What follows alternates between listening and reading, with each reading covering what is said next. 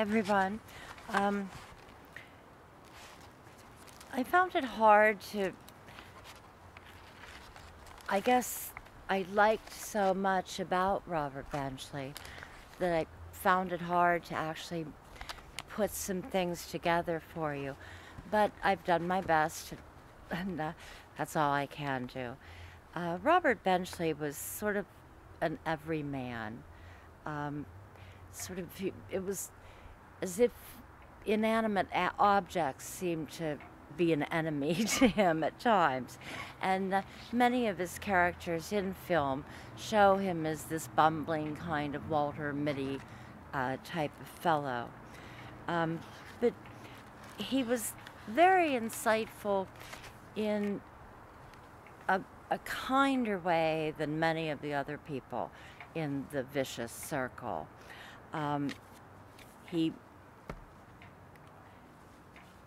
One of the things that he thought a lot, and he was introspective, and one of the first things that he's written that I thought was kind of funny was when he read something from the American Psychiatric Association about schizophrenia, and when he saw the symptoms, he realized that he had a whole bunch of them, and he lists them in a pretty nice, in a funny way.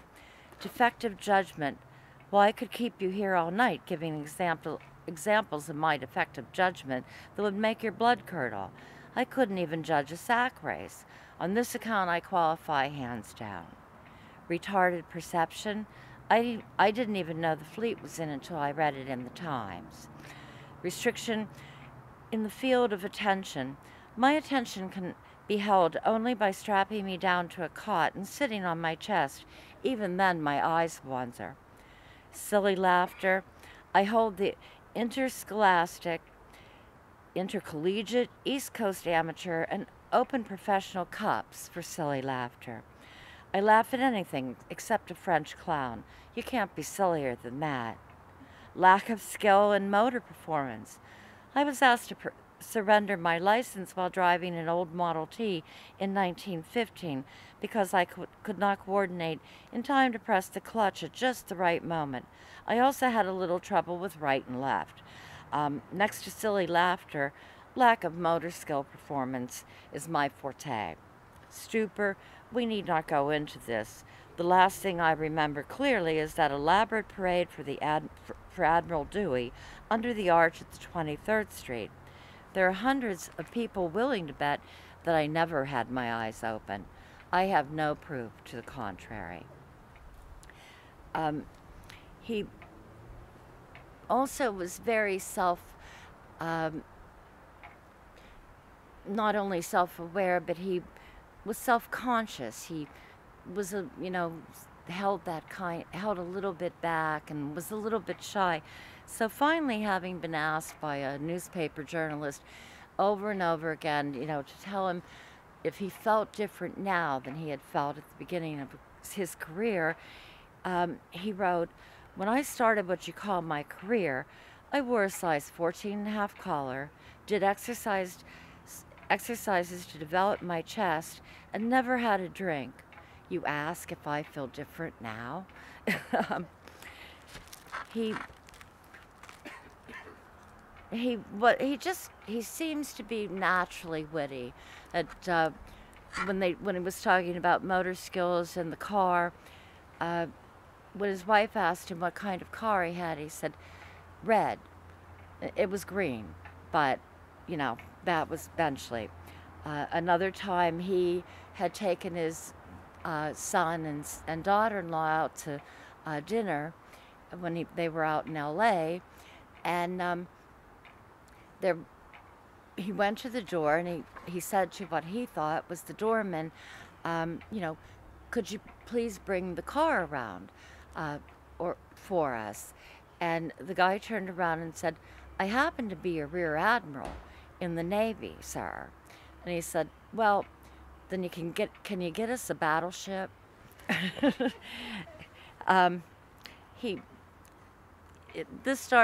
This was a long time thing. Back when he was in Harvard, he had to have a Bible class for some reason. Anyway, he wrote the first announcement of the Bible class in Bible class meeting in room 4, Fairfax Hall, Thursday at 5:30 p.m. Penny Ante limit. So, he just found fun in a lot of the little things in life. In the Tribune, as of the Tribune, and he claims that he lacked the ability, or well, he claims that he was the worst reporter then or ever, and goes on to say, let's see.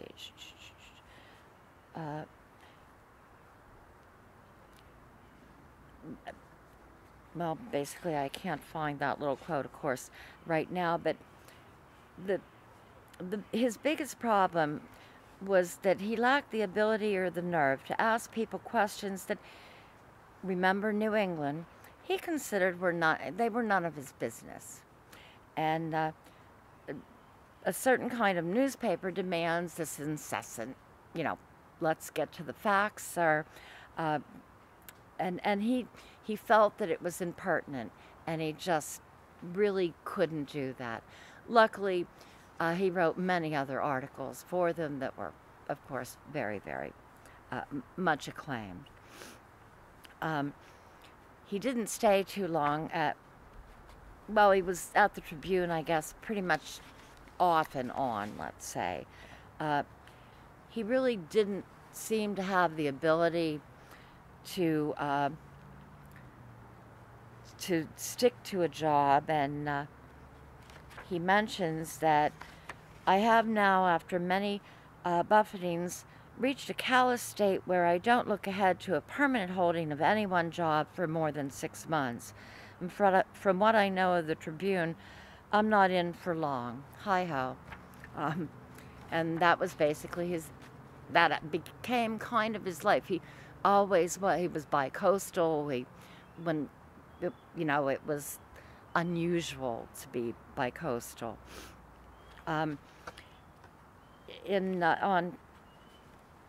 Let's see. He did write some, and I don't know why I'm stumbling over this, and I'm sorry, but he was asked to write, let me see where we are, and I do apologize for stumbling here. 36, 37. He had written a story that was a critique, and it was entitled the love life, the courtship of a newt. And so when he was told that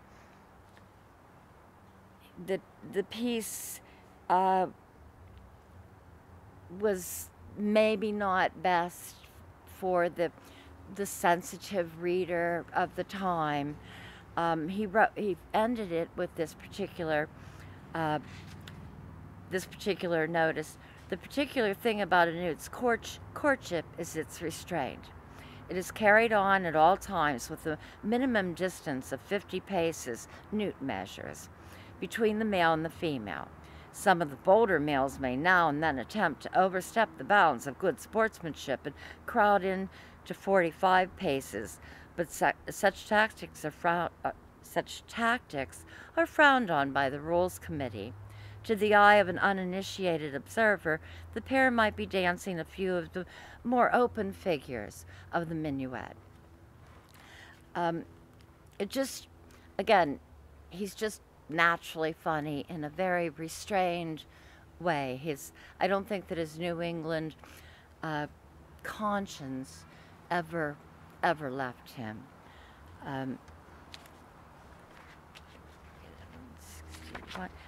He did a very famous piece called "The Treasure," and it was recorded. It became a short film, I'm not going to read it to you today because his delivery must have been excellent. Uh, I don't think that I could do it justice, and it ends up sounding like just a bunch um, of you know, figures, but very wittily put together. But again, I can't do it justice. We'll leave that to The Treasure is something that, if you get a chance, I believe it's available on video and audio. Let's see, 16 months.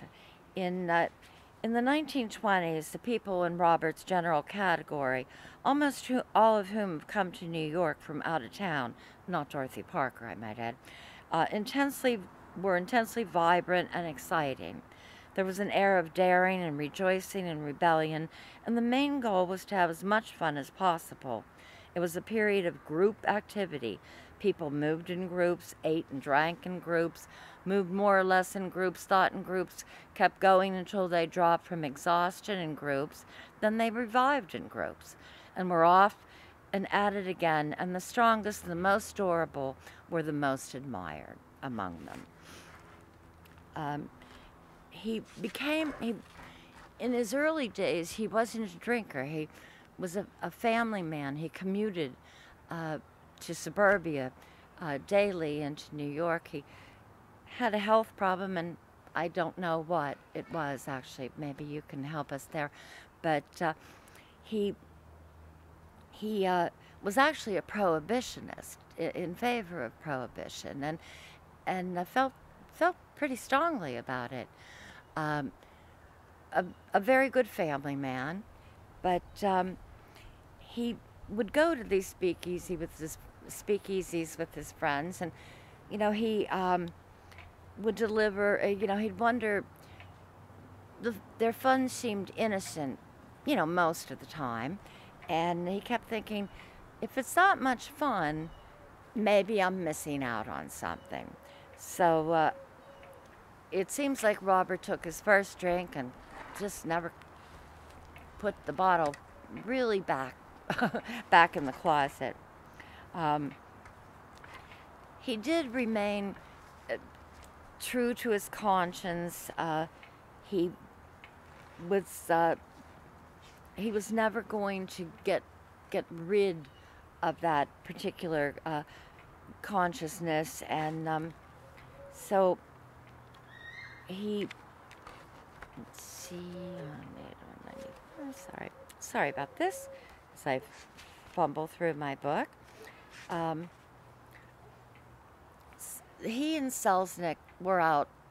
The producer, great producer Selznick, were out at a casino one evening together, and Selznick lost a lot of money, and Robert lost what to him was substantial. He was always poor, even though he made good money. He just couldn't hold on to it.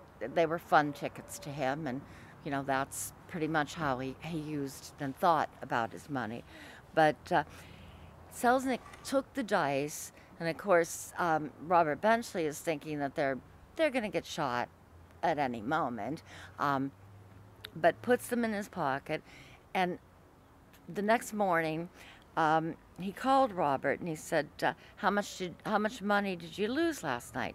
He said, "About $200." And did you say 2,000 or was it 20,000? Selznick insists, and Robert says, "It was 200, 200.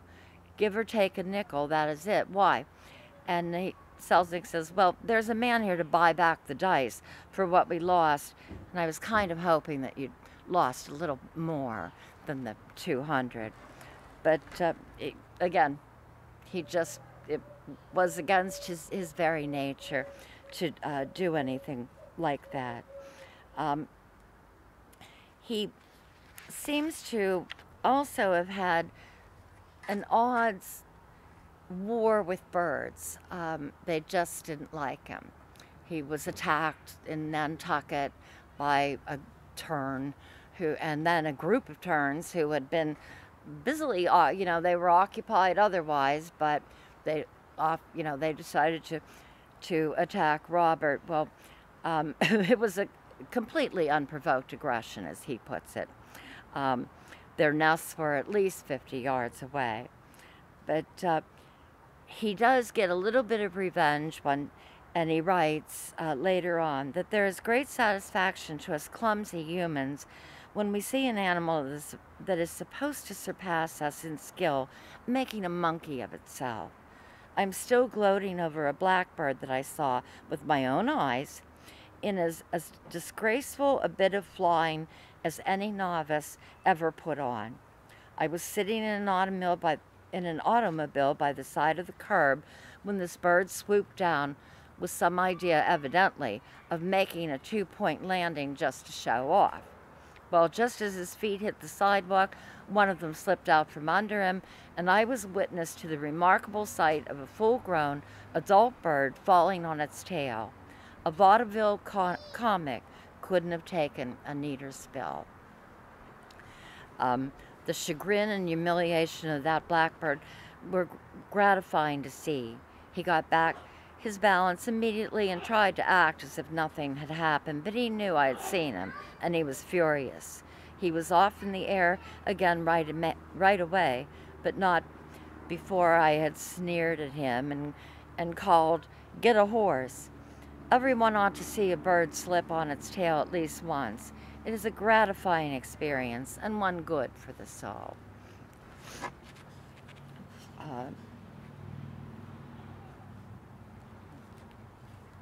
He he gained weight and became a fairly large man.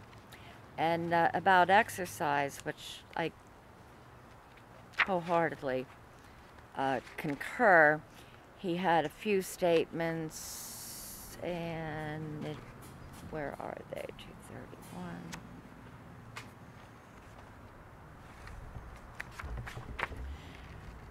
231. He says, about once a year, like many of us, usually that New Year day, come to the realization that unless I get in some form of exercise pretty soon, I will have little ferns and things growing out of me.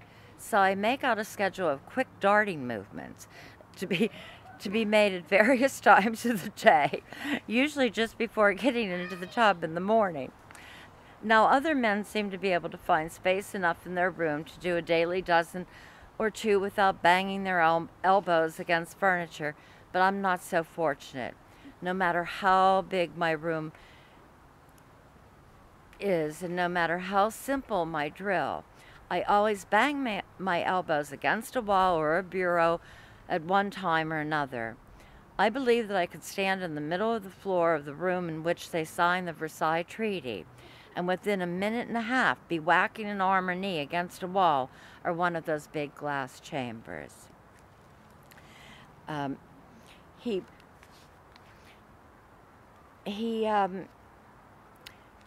Basically, a lot of what I read was written by his son, and who remembers him very fondly. And mostly he remembers him as being gentle and kind. And when you look at Robert's quotes, some of which I'll read, they don't have that sharpness that some of the other Round Table were noted for. He does mention that opera is when a guy gets stabbed in the back and instead of bleeding, he sings, which was his critique of opera. And, a lot of people feel the same way. But again, effacing, he says, it took me 15 years to discover that I had no talent for writing, but I couldn't give it up. By that time, I was too famous. And during his days traveling, commuting back and forth, his wife would bring the children in to see him, and they would all go home together. And Robert mentions of those days, there are two kinds of travel, first class and with children. But then, in a more biting look at society or people in general. He says there are two kinds of people in the world: those who believe there are two kinds of people in the world, and those who don't. He again, self-effacing. I've tried to know absolutely nothing about a great many things, and I've succeeded fairly well. Um, one of the ones that I happen to love, and it's because of his just way of looking at things, and that sharp wit comes through. And when he's in Venice, he sends a telegram to a friend that reads, "Streets flooded. Stop. Please advise."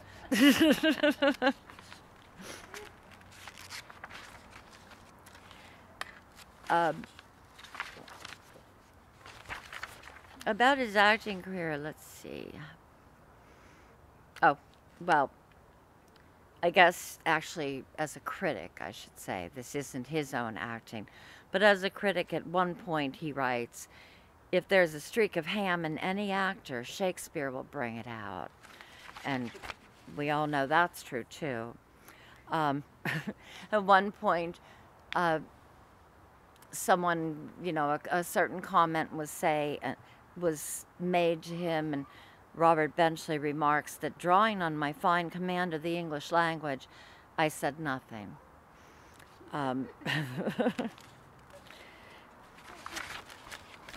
He's, I guess, again, what most impressed me about Benchley is that he retained that conscience. He always was a family man, even with all of the other things that he was doing. He always had time for his son, it seems. I don't think his wife so much, but his son definitely.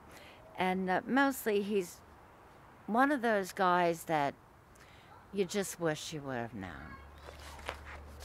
And sorry, that's it.